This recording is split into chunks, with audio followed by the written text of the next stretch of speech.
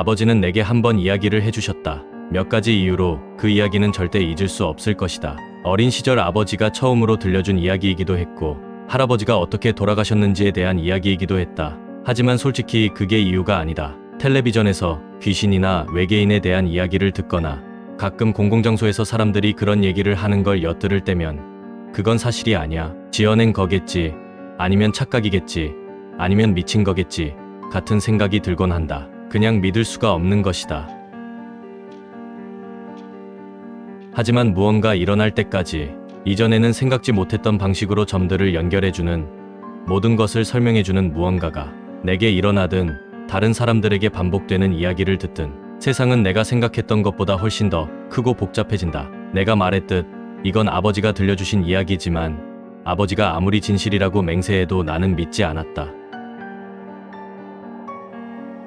인터넷을 뒤지기 시작하기 전까지는 아버지의 이야기와 똑같은 다른 이야기들을 듣게 되자 믿지 않을 수 없었다. 그 이야기는 보통 레이크, 한국어로 호수라고 불렸다. 물론 아버지는 그렇게 부르지 않으셨다. 아버지는 평생 인터넷을 한 번도 써보지 않으셨고 사람들이 그걸 뭐라고 부르는지 알 리가 없었다. 아버지는 그냥 그거디나 저거디라고 부르다가 할아버지가 들려준 나바오 전설을 떠올리며 스키너커라고 불렀다. 하지만 나는 아버지가 들려주신 그대로 이야기를 전하겠다. 그날 밤 우리는 사냥을 하고 있었다. 아버지는 이렇게 시작하셨다. 코요테 사냥이었다. 가죽 하나당 $50를 받을 수 있었다. 그들은 오하이오의 한 낙농장에서 살고 있었다. 코요테들은 종종 송아지를 죽였다. 우리는 돈이 필요했기 때문에 매일 밤 사냥을 나갔다. 가끔 사슴을 발견하면 잡기도 했다. 집주인은 신경 쓰지 않았다. 사슴 고기는 며칠 동안 우리 가족을 먹여 살릴 수 있었고 돈도 절약할 수 있었다. 어쨌든 우리는 순찰을 마치고 집으로 돌아가고 있었다. 당시엔 차도 네 바퀴 달린 것도 없었으니 걸어서 숲을 지나갔다. 그때 우리는 그것을 발견했다. 피가 사방에 튀어 있었다. 나무들에, 풀밭에, 개울에 어디에나 피가 흩어져 있었다. 처음엔 코요테 떼의 짓이라고 생각했다. 가끔 그런 걸 보곤 했으니까. 코요테들은 청소부 역할만 하는 게 아니라 사슴이나 소를 사냥하기도 했다. 가장 최악은 들개와 교배한 놈들이었다. 하지만 이건 그런 게 아니었다. 봐라, 개나 늑대, 코요테 떼가 무언가를 공격할 때는 제대로 한다. 약하거나 아프거나 늙었거나 작은 놈을 골라서 사냥한다. 몰아붙여서 도망갈 곳 없는 곳으로 유인한 다음 무리의 리더인 알파에게로 몰아넣는다. 그리고 그 사슴은 알파를 보지 못한다. 소리는 들릴지 몰라도 보지는 못한다. 그저 목이 뜯겨 나가는 걸 느낄 뿐이다. 그리고는 죽는다. 빠르고 깔끔하다. 하지만 여기선 그런 게 아니었다. 무언가가 사슴들의 은신처를 덮쳤던 거다. 코요테나 늑대도 은신처를 공격하지 않는다. 저항이 너무 심할 테니까. 지체는 3구 정도였던 것 같다. 그냥 갈기갈기 찢겨 있었다. 머리는 여기, 다리는 저기, 몸통은 또 다른 곳에. 포식자들은 그렇게 하지 않는다. 남길 만큼 남기지 않는다. 이걸 한 놈은 먹으려고 한 게 아니었다. 재미로 한 거다. 하지만 우린 그걸 몰랐다. 지체 더미를 보고는 우리가 처리해야 할 무언가라고 생각했다. 아버지가 나보고 집에 가라고 하셨던 게 기억난다. 아버지는 들개떼의 짓이라고 생각하셨다. 하지만 나는 아버지를 떠나지 않았고 확실히 2마일이나 되는 숲을 22소총과 주머니 칼만 들고 혼자 걸어갈 생각도 없었다. 당시 아버지는 13살밖에 되지 않았기 때문에 22구경 소총이 그나마 다룰 수 있는 총이었다.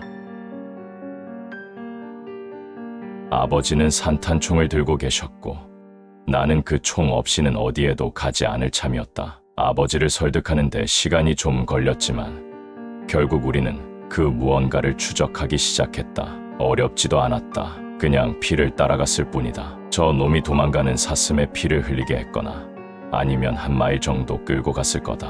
모르겠다. 그날 밤 전까지는 아버지가 무서워하는 걸 본 적이 없었다는 것만 기억한다. 우리는 소리를 들었다. 난 평생 많은 숲을 돌아다녔다. 전 세계를 돌아다녔지만 그날 밤 들은 소리는 처음이었다. 무언가가 비명을 지르고 있었다.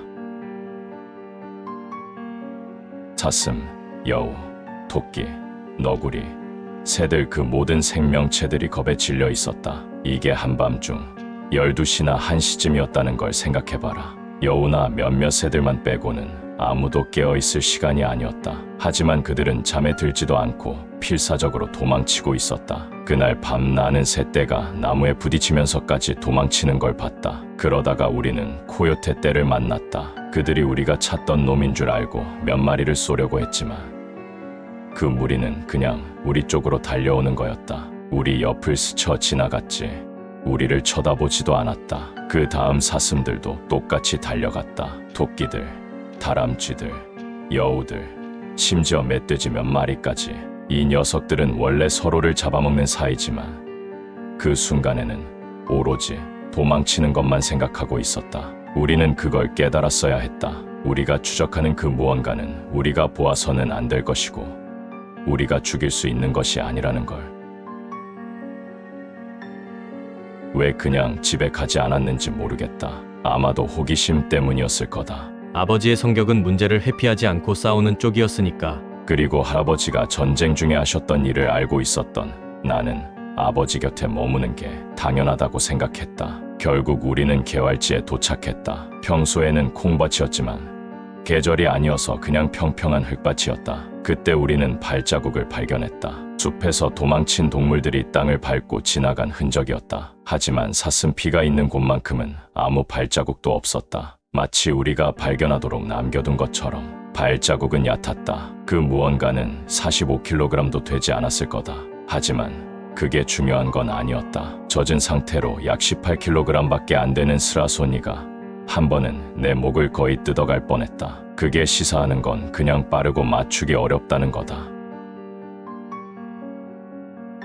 우리는 발자국을 따라갔고 오래지 않아 그 놈이 있는 곳을 찾았다. 언덕 위에 오래된 학교 건물이 있었다. 절반은 토네이도에 의해 날아가 버렸지만 오랫동안 아무도 살지 않았다. 가끔 노숙자나 마약 중독자들이 안전하게 주사를 놓으려고 들어갔을 뿐이었다. 우리는 아마 그런 게 아닐까 생각했다.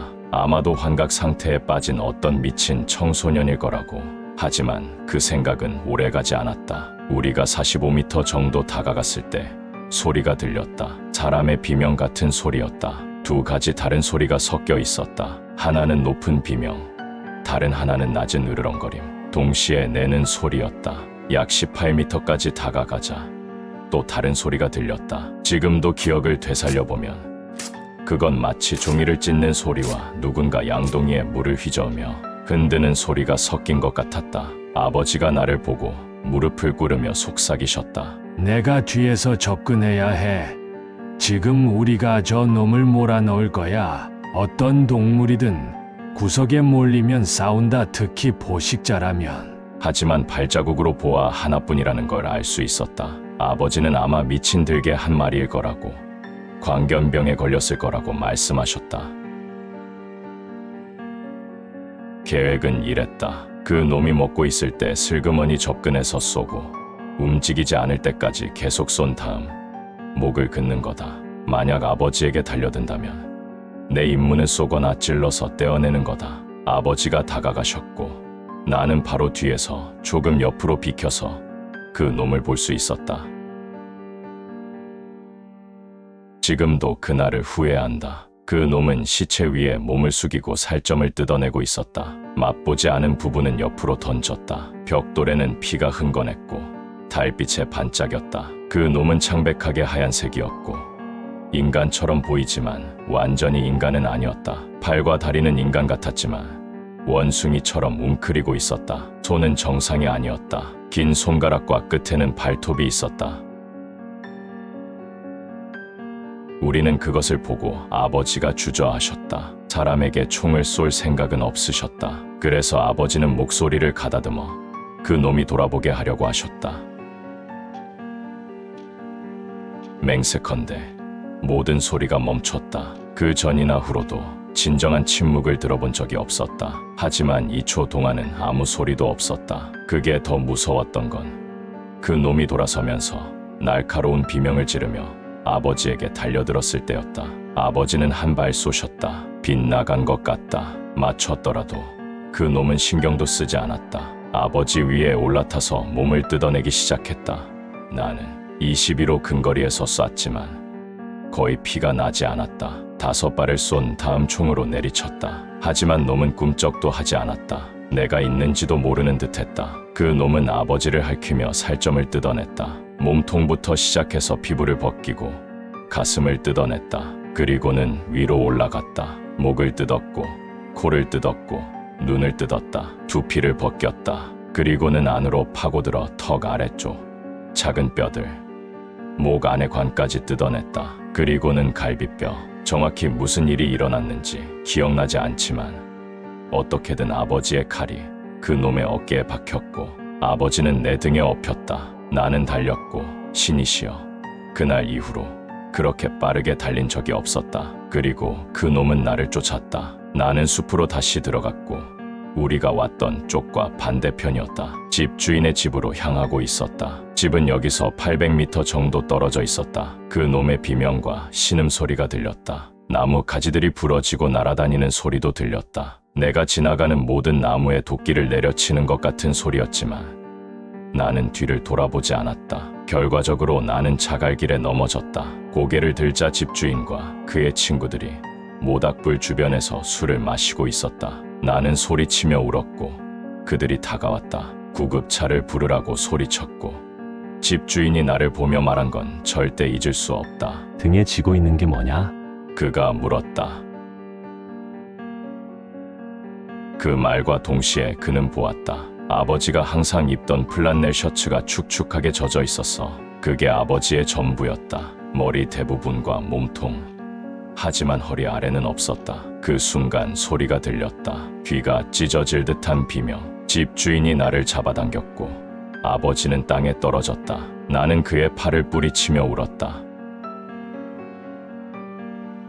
아직 아버지를 구할 수 있을 거라고 생각했지만 사실 내가 업었을 때 이미 아버지는 돌아가신 상태였다. 집주인은 나를 안고 안으로 던져 넣어야 했다. 그와 그의 친구들, 우리 모두 집 안으로 들어갔고 문을 잠그고 총을 준비했다. 집주인은 무슨 일이야? 무슨 일이냐고 물었지만 나는 뭐라고 대답해야 할지 몰랐다. 그는 위험한 무언가가 있다는 걸 어렴풋이 이해했다. 집 안에 모든 불이 켜졌고 누군가 경찰을 불렀다. 15분 안에 올 거라고 했다. 우리는 밖을 내다보며 그 놈이 모닥불 앞을 지나가는 걸 보았다. 뭔지 모르겠지만 누군가가 원숭이 같다고 말했다. 그 순간 무언가가 창문을 통해 들어왔다. 우리는 쐈지만 그 놈이 아니었다. 집주인의 개였다. 머리와 다리는 없었고 몸통만 덩그라니. 우리는 문과 창문 앞에 가구들을 밀어 넣기 시작했다. 그때 차고에서 소리가 났다. 누군가가 차고 문이 열려 있다고 말했다. 금속과 유리가 찢어지는 소리가 들렸다. 우리는 차고로 통하는 문 앞에 소파와 TV를 밀어 넣었다. 한동안 요란한 소음이 났지만 조용해졌다. 하지만 아까처럼 완전한 침묵은 아니었다. 그 놈이 움직이는 소리가 들렸다. 남자들은 총을 준비하며 이야기했다. 누군가가 나에게 권총을 건넸다. 내가 방아쇠를 당기자마자 위층에서 무언가가 깨지는 소리가 났다. 그리고 다시 비명이 들렸다. 이번에는 더 큰 소리였고 울리지 않았다. 집 안에서 들리는 소리였기 때문이다. 우리는 모두 위층으로 통하는 문으로 달려갔고 그 놈과 동시에 도착했다. 문이 조금 열렸고 4-5명의 남자가 달려들어 막았다. 그 놈은 손을 안으로 밀어 넣었다. 산탄총을 든 누군가가 처리했다. 손목에 총구를 대고 방아쇠를 당겼다. 손이 깔끔하게 잘렸다. 하지만 그건 그 놈을 더욱 화나게 했다. 문을 밀고 핥히기 시작했다. 우리는 한쪽에서 버티고 있었고 그 놈은 다른 쪽에서 밀고 있었다. 문은 버틸 수 없을 것 같았다. 누군가가 고개를 숙이라고 했다. 갑자기 문의 윗부분이 사라졌다. 귀가 울리고 파편들이 날아다녔다. 2-3명이 문 위쪽을 향해 총을 쏴댔다. 그 뒤로 그 놈이 어디로 갔는지 모르겠다.